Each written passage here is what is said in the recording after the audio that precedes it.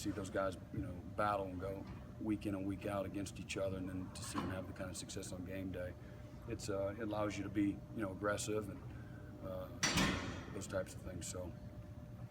Do you think you're a much different coach now than when you left Oklahoma? Do you think this experience has adjusted your outlook? Well, I mean, I think it's hopefully, through the years as you gain experience, whether it's the X's and the O's or how you think, or you're always trying to get better and improving everything. I think if you're not evolving, I think you're dying. I really believe that. So, yeah, I mean, it's helped me in a lot of ways, as much personally as it has professionally.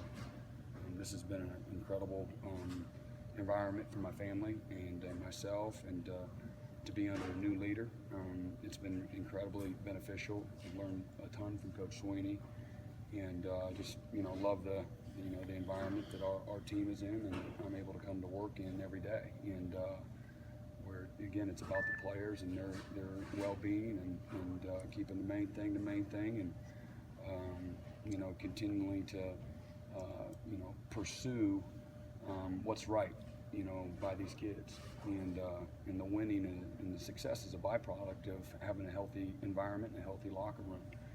And when you believe in it, and that's your passion, starting with Coach Sweeney and the people that he's surrounded himself with, again, that's been a lot of fun, and it's really helped me grow and learn, professionally. So Coach Sweeney's a great example for all of us, players and coaches alike. So, I've benefited in a lot of ways, but I've been lucky, to be at three places where it's molded me into a coach, and man, and a husband, and a father. I've been around a lot of great, mentors and leaders. I think last year before the game you had said something about that, when you were making the decision to come here, that you were in contact with Coach Stoops right up kind of until you were, I think, on the airplane. Do you ever have any of those what-if moments about what if I had gotten on a different plane going back? Yeah, I mean, I was just like, sometimes you're too much testosterone to admit it, but I was scared for my family and scared for myself professionally. I was in a comfort zone and security of relationships and loyalty and the success that we had, and it's Oklahoma. So, it's not like a stepping stone job. And so to walk away from that's the only home my children have known. That was really hard. And but took a leap of faith and believed in Coach Sweeney and his family and the direction, leadership, and going instincts as well.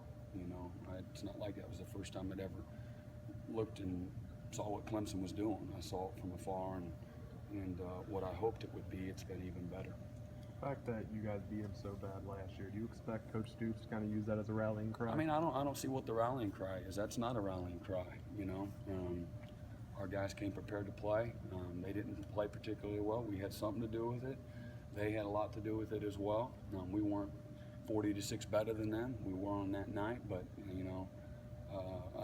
why is that? We took all of our starters out of the game well before the game was over, because Coach Sweeney has respect for the players and respect for the game. That's how he is. So we put a tombstone out there for any top 25 team that we beat on the road and have for years.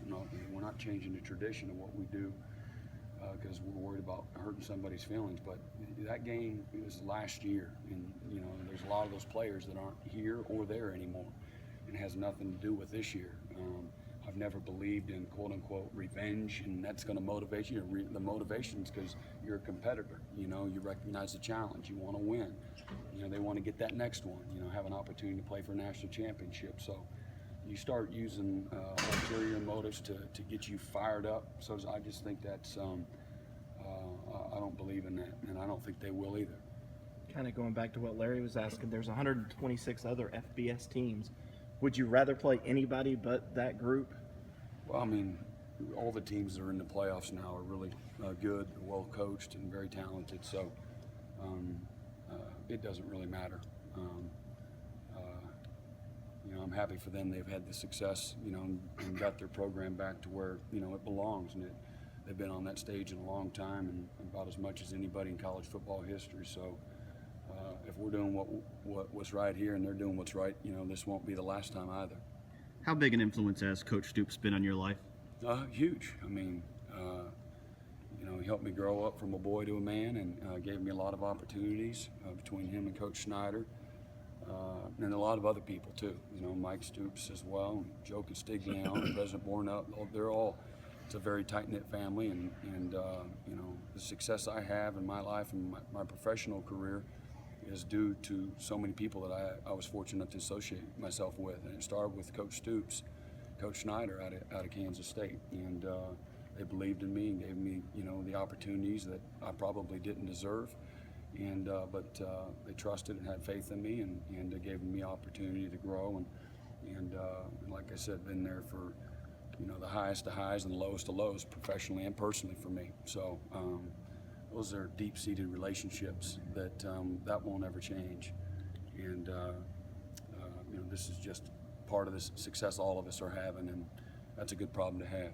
How much have you seen Coach Sweeney evolve and get better since you've been here? I'm not one to really judge. I like where he is as a leader, and he's been great. What I love about him, he perpetuates the positive. He believes in young people. He believes in doing what's right, and he's a real blessing for all of us to be around, and just a great example for us as husbands and fathers. Has given us the opportunity to work to live and not live to work, where a lot of people get this profession confused, and but he's helped me grow in every way that I would hope, and so he's been great. I can't remember how many we won. We've won 10 or 11 every year. This is the 4th year, and I'm not bragging, but he's been doing more right than anything, and so he's been real good. Coach, is this the most balanced offense you will have faced, even more so than North Carolina, you think? I don't know. We've seen some really good ones, and these guys are as good as we have faced. I forget. I always go to the next one, but North Carolina was really good, and Notre Dame was really good, but Oklahoma presents a whole other set of problems, very similar in some ways to North Carolina. I think Pete Ryan is he might be the best one out there, and just love how he plays behind his pads. He's hard to tackle. You're not throwing any shoulder blocks in that cat, and then the quarterback causes all kinds of fits. They got a good football team, and this is as good of a team that we've seen. So it doesn't really matter. All that splitting hairs to some degree.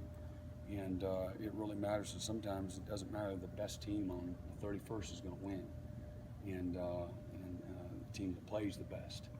And so it doesn't really matter leading up what you do. It matters how you play, how you prepare. Because I'm a firm believer in you'll win before you ever get there. And then you got to go out and execute on game day. But hopefully our guys will continue to come ready to work, and we get down there, we have a good week of practice. You can't cheat this game. You can't cheat it in any way, and you get exposed in a minute.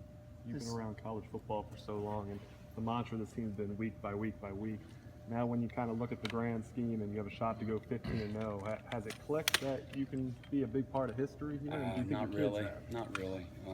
I think Coach, reminds everybody. It is special, and but you really are motivated just to win that next one, because with the opportunities. I don't know. I don't ever. I don't know. We're a victim of circumstance in a good way. You have the playoff system, so. But this will be the first time that's ever accomplished if we're fortunate enough to put ourselves in that position. So I really don't get tied up too much into that, though. Not right now. Sorry, you won a national championship in 2000. Did you think it would take 15 years to have another really big opportunity, or We've had a to bunch win? of other You've had opportunities opportunities. that we failed at miserably. But no, I'm a believer. I've always believed very confidently that we're going to be in the hunt at the very end. And every year there's this issue or that issue that prevented you from doing it. And I value and respect how hard it is to get there. and don't go overboard when you don't, because I know how hard it is, and you have to have some luck, and you got to have everything kind of just right. It's usually quarterback driven as well. It's always a big part of it, and yeah, you got to stop people, but teams with bad quarterback play usually aren't in the picture at the end, and you better be elite some other spots. But every year, like I say, is different. But I've always believed that, you know, going into every year, you know, that we should, if we don't screw it up, that we'll be in the hunt. So, but like I said, at the same time, I also understand how hard it is to get everything, the stars to line and so forth. Does this team have anything in common with that 2000 team? I think there's a lot of guys on this team that, you know, a little bit naive to how good we could be, coaches and players alike, and just guys that like to go out and play. Have some talent with some guys with a chip on their shoulder, but I know we're, I think, almost 14-point underdogs going into the national championship against Florida State. So being an underdog, I like that position. 'Cause I don't look, all them seeds apparently don't mean anything. And so, you know, we're the underdog. Not many people think that, you know, we're gonna make it past the 31st, and that's fine. That's why you go play. So I like the position that we're in. When you have those deep-seated relationships with people on the other side, what's it like to go against them in such a big game like this? I don't know. I don't really. I don't put really any focus on it. The only thing I would say is, you try to say, how will they think I think? You know, that's about it. You know, what will they say? Just in regards to your coaching philosophies, things of that nature. You know, but you know, everything's changed to some degree as well. You know, I know the mantra and how they'll approach the game. You feel like, you know, I can hear it now, and you'll be playing up the, you know, the graveyard and last year's game, and you know, all those things, and you know, probably who wouldn't, but it still doesn't matter. You know, it doesn't matter what I think in those relationships at all. Really, I don't believe at all. So you know, if you win the line of scrimmage, you don't let them to run the ball, and you win the turnover battle, you win the game. So it's pretty simple, really.